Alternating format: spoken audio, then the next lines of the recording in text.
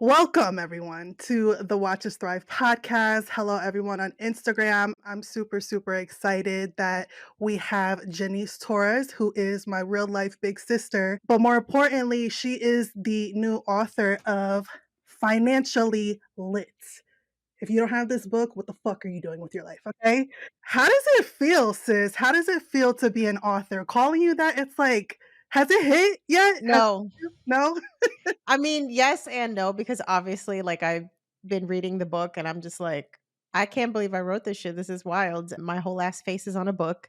I feel like the impact of the whole thing will hit me in the future when I get the stories from people. And I've already started actually to get them of like, thank you for writing this because it's the first time that I have had even like the permission to be thinking about this, talking about this, just like unapologetically thinking about how you can build wealth. And I think it's still a very new concept for a lot of people in our community to even believe that like this is possible for us.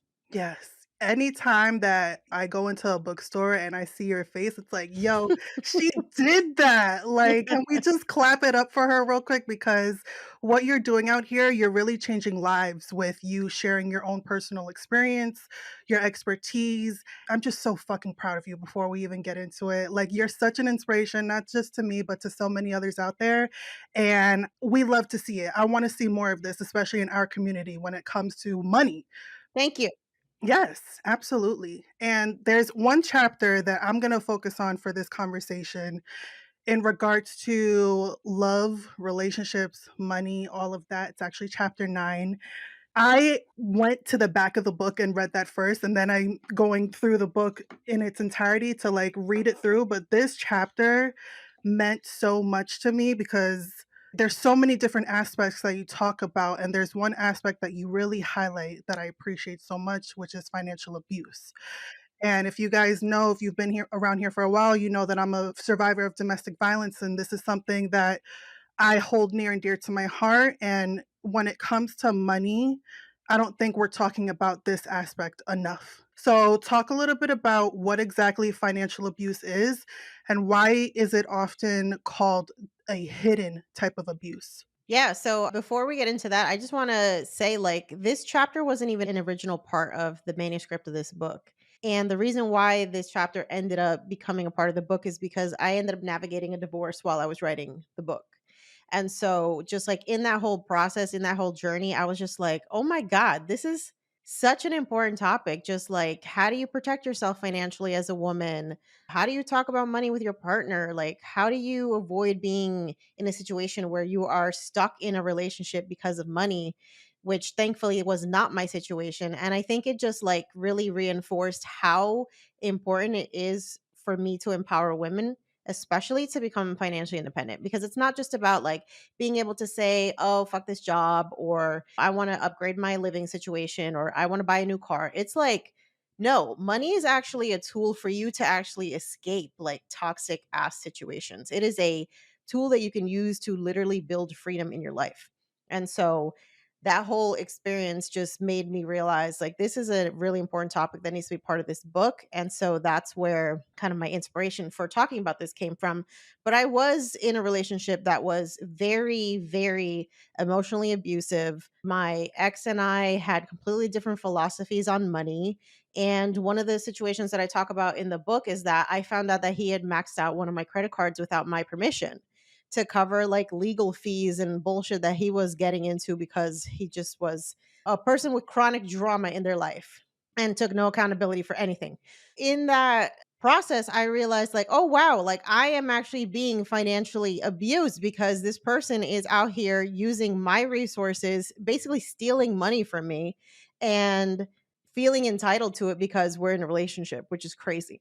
So, I wanted to talk about financial abuse in the book because obviously it's one of those things that we know it's happening, but I don't think enough people know exactly what it looks like. And I think the closest relationship that people might have to the topic is knowing somebody in their family or their friend circle who is literally stuck in a relationship because they don't have the financial means to do so. We all know somebody who is with a person who they know they need to leave, but literally they do not have the money to do it. They don't have the money to get their own apartment. They don't have the money to hire a lawyer. They don't have money for anything. And so that is the most sinister aspect, I think, of financial abuse, is this lack of access to resources that is literally preventing you from getting out of a situation. One of the startling statistics that I read, and I know you've talked about this too, is that in 99% of abuse cases, financial abuse is some sort of component. And of course, like, it makes sense because when you control somebody's access to money, you literally control their ability to survive. We need money for everything. We need money for rent, for gas, for food, for living. And so when somebody has that level of power over you, it is like being in a prison. Hmm. You know, you talking about that, it's making me think about, I'm sure you've seen it. Social media has been up in arms around this whole Cassie and Diddy situation and the video that came out. What are your thoughts around that? And, you know, her being in a relationship with someone with such power, endless amounts of money. She was trapped in that situation for years and it took her so long to speak out. What are your thoughts around that whole situation? Well, I'm convinced that it's a multifaceted reason why people don't leave these types of situations. And I think, like, looking from the outside in, you're kind of just like, well, why are you tolerating that? Like, why are you dealing with that? And I know from my own experience, I was in a very long term unhealthy relationship. And there's something that happens, like, when it's your day to day, it feels normal. People looking at it would be like, what the hell are you doing? But it's almost like you're in a comfort zone. You're comfortable in the chaos. And so I think for her, obviously when you're dealing with somebody who is so powerful, like, has so much influence, has unlimited access to resources, and they have the ability to end your life because, we've heard some of these stories about the retaliation tactics that he was using against people. It's very easy to understand, like, why it would take so long to get out of that situation. And I think what happens too is that when somebody is very charismatic and has a lot of influence and is potentially a narcissist, they do a really good job of convincing people that they are one person, whereas behind closed doors, they're like somebody completely different. And then when you're the only person that's saying, like, no, this is all bullshit. The things that you're seeing are not actually who this person is, and this is actually who they are. People don't believe them. There's so much of that, like, victim blaming and just like, no, there's no way that could be happening. I think it's just a good reminder that, like, when people tell you that something's going on, like, believe them the first time. The first time, like Maya Angelou said, when you see someone's true colors, believe them the first time. I couldn't agree more. So you're telling me that you didn't believe his apology? Please give me a break. This man literally did not take any accountability. He made it all about himself. He didn't mention her name not once. He didn't mention anything that he did. He's just, it's all about me. I hit rock bottom. I got help. I'm doing better. Sir, it's giving narcissistic personality disorder. You need to be in a white room with pads and a straitjacket. Get out of here. Yes, I couldn't agree with you more. If you guys followed me on social media, I was on one this past weekend. Like, I was just so triggered because I saw myself in that video. I saw myself in that situation, and I just felt so much remorse for her. The victim blaming that she was dealing with, nobody believed her. And it took for there to be video evidence for people to finally be like, oh shit, really? Like, no, believe people the first time when it comes to this. Well, and that, there's always people who are enablers in this situation too. I think about my ex, and like, his whole family was just straight up enablers, just making excuses for his behavior and like, oh, I'm doing too much or I expect too much. I expect the bare minimum from this person. Like, don't be a piece of shit.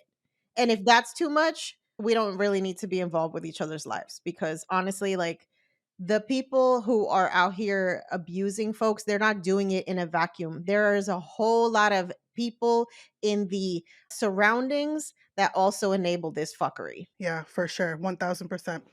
Okay, so I know there's a whole bunch in this chapter when it comes to talking about what financial abuse can look like. So if you want to just share a couple that stand out to you that maybe someone watching or listening, they might be in this type of relationship, but they don't really know how to identify. What are some signs of financial abuse that someone should look out for? Yeah, so for me, it has like the basic definition of financial abuse is anybody who is using money to control you. They're somehow controlling or limiting your access to your finances. Some of the ways that people can do that is obviously like just straight up taking your money, using your credit cards without consent, demanding control over your paycheck, trying to give you an allowance, forcing you to have joint bank accounts so that they can see everything, requiring bailouts for every financial problem. That was definitely me. And just like there's more sinister kind of indirect ways that people can also do this to you too, like controlling your access to employment, especially when we think about this whole toxic ass trad wife movement that's on the internet right now, where like men are talking about women need to go back to the kitchen and go and raise my kids and you don't need to be out here working. That's a recipe for financial abuse because your man might be crazy about you and he's talking about, I'm gonna love and support you forever, and then at some point, maybe you're going to get older. You're not going to be as attractive to him no more. You haven't worked in 20 years. You don't have any money to your name. This man goes out here, has a whole ass affair, leaves you for a woman 20 years younger. Then what? You have literally no career experience, no education, no financial resources. You and your kids are out on the street because you thought that it was going to be happily ever after and you didn't make a plan B. And so I'm like, I don't give a shit how in love you are. I don't give a shit what this man is telling you about. You don't got to worry about nothing. I got you. I'm going to take care of you. I'm going to need you to have an investment account that is in my fucking name that you are contributing on a monthly basis to, because that is my emergency fund.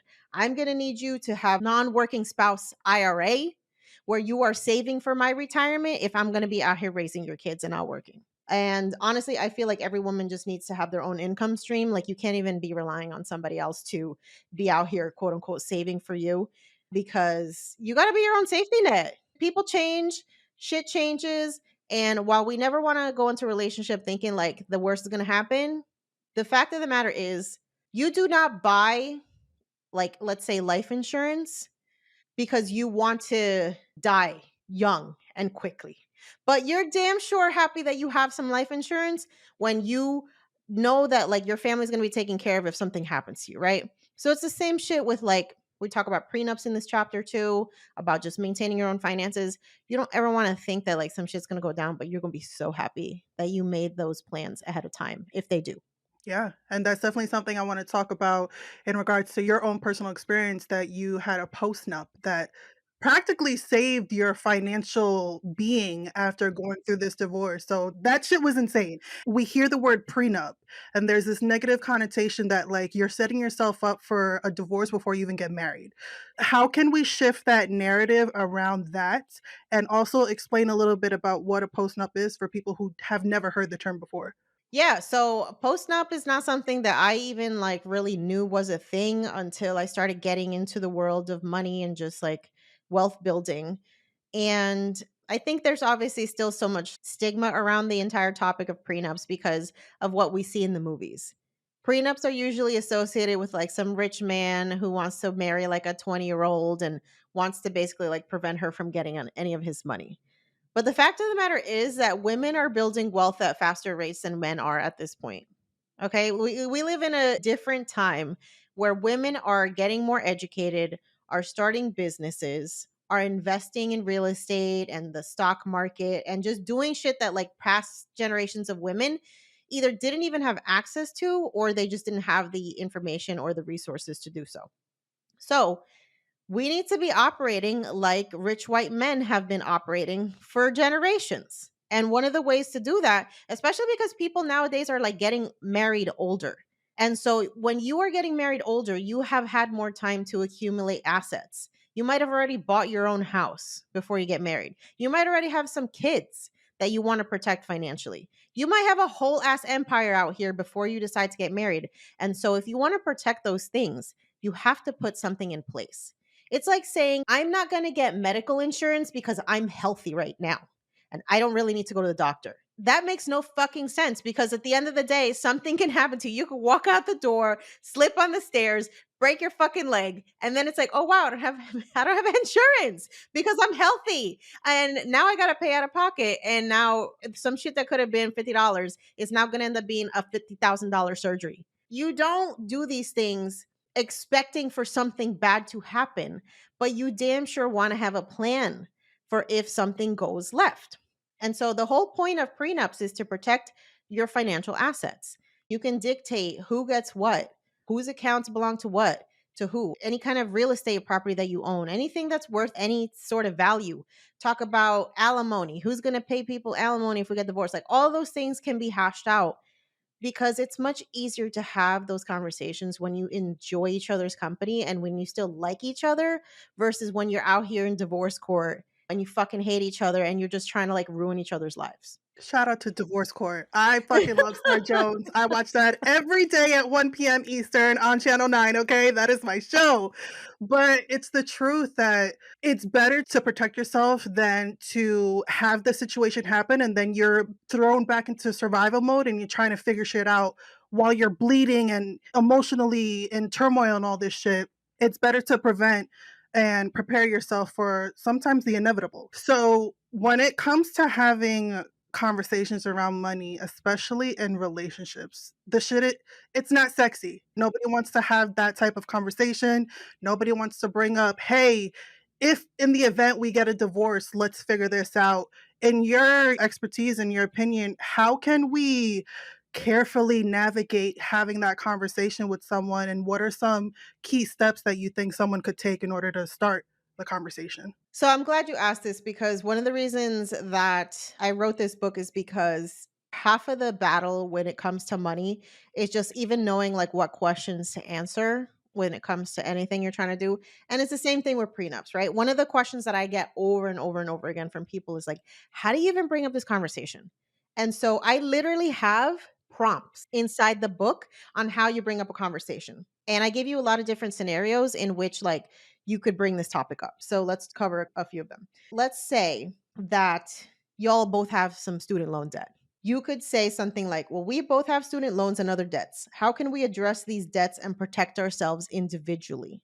And one of the reasons that you have a prenup is because that's one of the things you specify. You specify if you were to get divorced and there is outstanding debt, let's say you have tax debt, you have mortgage debt, you have credit card debt, who's going to be responsible for what? Okay, so you can specify that.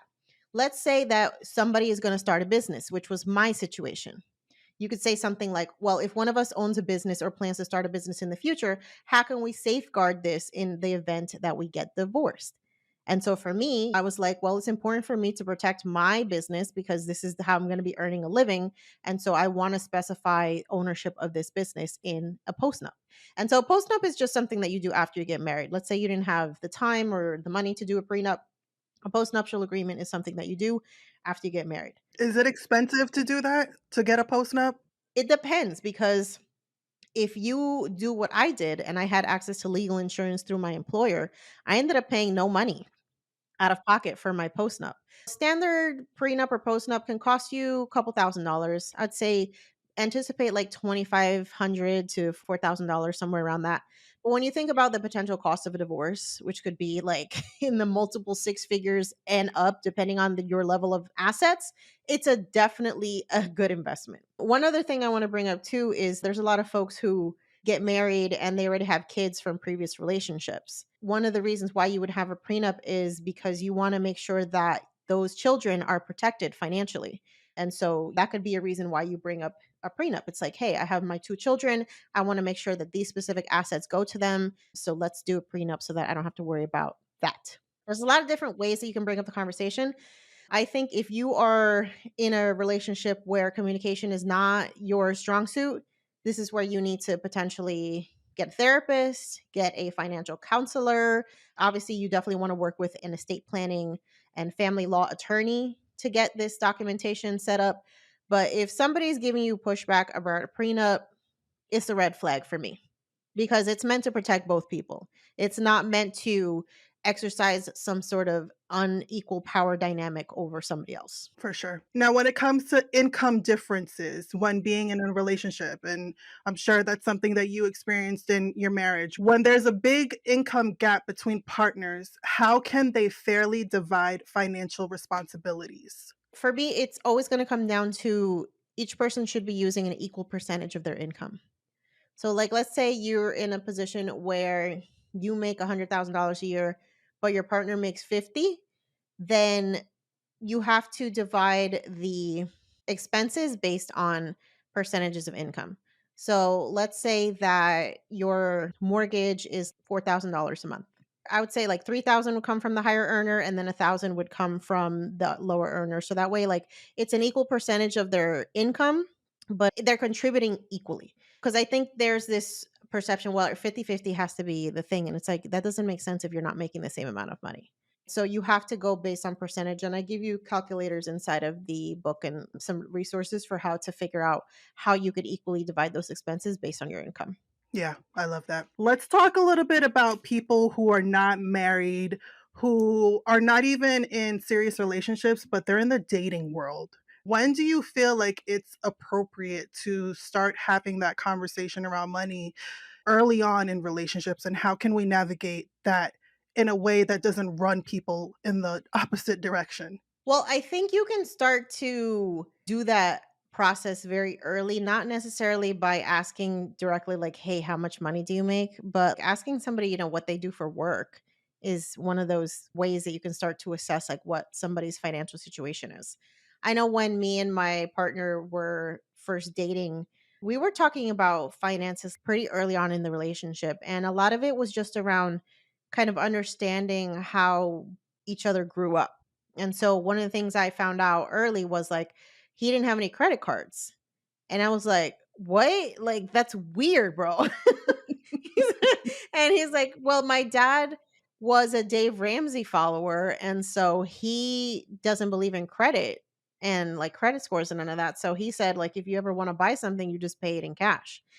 And I was like, "Okay, that's cool, but also like you need a credit score because if you ever want to buy a house, you're not gonna pay for a fucking house in cash. Most people just cannot do that." So, I started introducing him to the idea of points and rewards that you can get with credit cards, and he was just like mind blown. I'm like, I just booked a free flight to PR with credit card points. And he's like, well, I didn't even know that was a thing. So I helped him, figure out what credit card to open. Now he has a couple of them. He's got like a 700 plus credit score. Whereas when I first met him, he had like a 500 something credit score because then not because he had bad credit, just he had no credit, because it was just not one of those things that he learned about. And so I think, learning about each other's kind of money values and like what your financial situations were like growing up, I think is a good place to start. And then you definitely want to get like more concrete discussion going on when you're thinking about moving in together or you want to start taking vacations and stuff together. You want to start using money jointly. That's when you really need to start asking like serious questions like, hey, what's your student loan situation like? Or how much credit card debt do you have? Or what's your savings philosophy? Like, do you have a checking and a savings account? How much of your money do you like save on a monthly basis? Do you have an investment account? That's another thing too. He didn't have any kind of investments because he didn't have any context about like how that works. And so I helped him set up his own IRA account and now he's investing in the stock market. And it's just like you can help each other make financial progress, but the wrong person will make you fuck up your finances. So it's important to like get the story. Get the story. Yes. 1000%. Okay, so answer this question.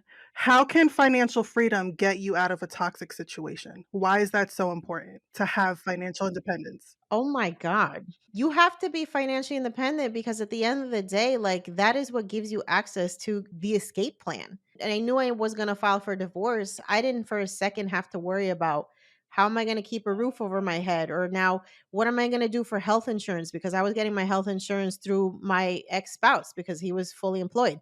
I'm like, "Oh shit, now I got to go sign up for a plan on the marketplace because I'm self-employed."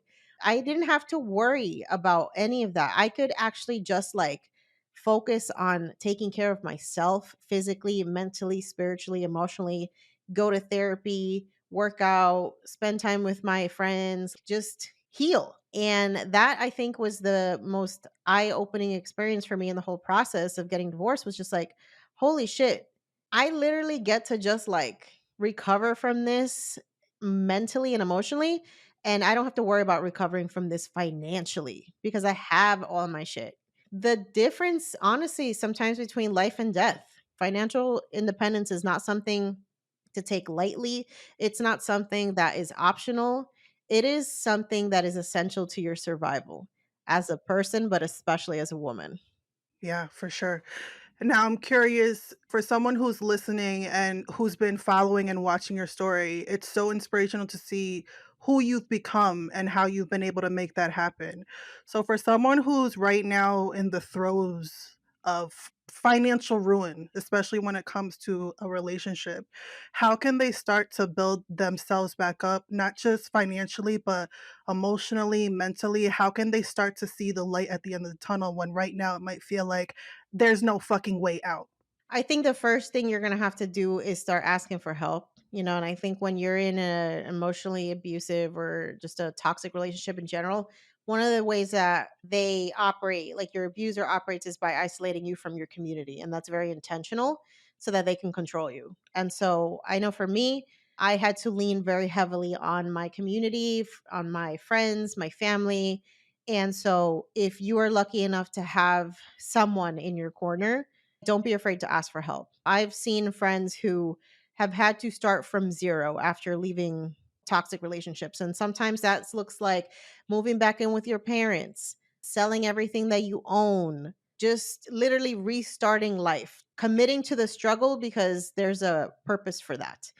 And understand that money is an infinite resource. There's always the opportunity to get more of it, but what you do not have the chance to get more of is your time.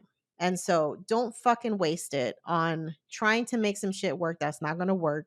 Choose yourself. The money will come, but you have to get out of a situation that is literally like taking your most precious resource, which is your time. Stop letting somebody's dusty ass son stress you out, okay? Yes. Facts. No, I couldn't agree with you more. And I think it's so important, like you said, to lean on community. When I think about everything that happened to me, I called the person that me and you know, she called you. And that was the reason why I was able to escape from a situation that I almost lost my life in. And that happened because I decided to speak up and talk about what was happening.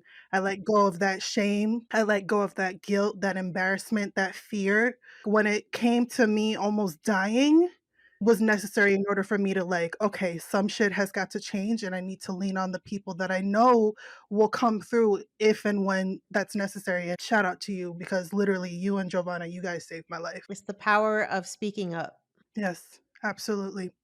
So, what do you want people to take away from reading this entire book? I mean, it's not just about love and relationships. She talks about investing, she talks about side hustle, she talks about financial trauma and mindset and everything in between. So, what do you want people to take away from reading your experience and your expertise? I think I want folks to understand that this whole journey with like becoming proficient with money is a lifelong endeavor. It's written in a way that every chapter builds on itself because as you level up in your life when it comes to money, there's just always going to be different challenges, obstacles, revelations that you're going to have and overcome. And so I think it's just important that people understand like wherever you are in your financial situation does not need to be where you stay. And that's why I want people to get a copy of this book because it's literally written as a way to like guide you throughout your life, regardless of the place that you are. So if you're just like first starting out, you're graduating college, you don't know how to deal with your student loan debt, you want to set up your first budget, you want to get your first apartment, like this book is going to help you do that. If you want to start investing for retirement, this book is going to help you do that. If you want to set up your kids for financial success, this book is going to help you do that. If you're going to get married, you want a prenup, you want to create an estate plan, like everything that you need to know about money is going to be in this book. And so I want folks to finally stop being afraid because fear is the most common reason why we don't make the progress and the decisions and the changes that we need to make. And what I've come to the realization is like 9 times out of 10, fear is the reason why people don't do something. And the reason why they fear something is because they don't understand it. And so if you want to empower yourself to be better with money, you need to understand how it works. And so that's what I hope that you get out of reading Financially Lit because it's not complicated, y'all. It's just money is masked with a bunch of jargon and language and terminology and bullshit that makes you feel dumb because you don't understand it. And so I'm breaking this shit down in a way that you can finally feel seen, heard, and understood. Yes, snaps to that. And how can we as a community best support you? How can we find the book? When is book number 2 coming out? I am not writing another book for a while because this was quite a project, but I'm so proud of how it's come out and I'm so proud of the reception that it's getting. You want to support the book, please get your copy. I have the audiobook version as well, so I was able to narrate the book. So if you want me to read it to you, definitely go to financiallylitbook.com, pick up your copy wherever you buy books. And I am on a book tour at the moment, so stopping at a bunch of different cities across the US and even Puerto Rico. So if you want to get your ticket to a book tour stop near you, financiallitbook.com, please make sure to leave a review, get a copy for your friends and family, like tell your local library to stock this book.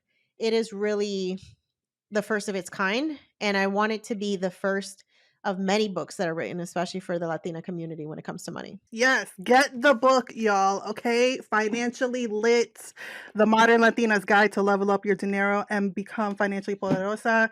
Sis, I fucking love you. I'm so proud of you. Thank you for coming back on the show. This is her second appearance. I just thought the first episode that you recorded, you were married. And now this one, she's out here thriving, living her best life. Hold on, we got a question that came in. Are you coming to Philly? I am not coming to Philly, but I'm probably coming to North Jersey, so that's close enough. Yes, yes. We're not that far. Financiallylitbook.com where you guys can see all the tour stops. I love you, sis. Thank you so much. Keep paving the way. Keep being the badass bitch that you are. You are out here inspiring so many, and I'm just so excited to see what's to come. Oprah, Gail, we coming for you, sis, okay? Thank you, sis. And I want to say to you and your audience, thank you for all the work that you're doing because you're changing lives out here. Love you. Love you. Bye, guys.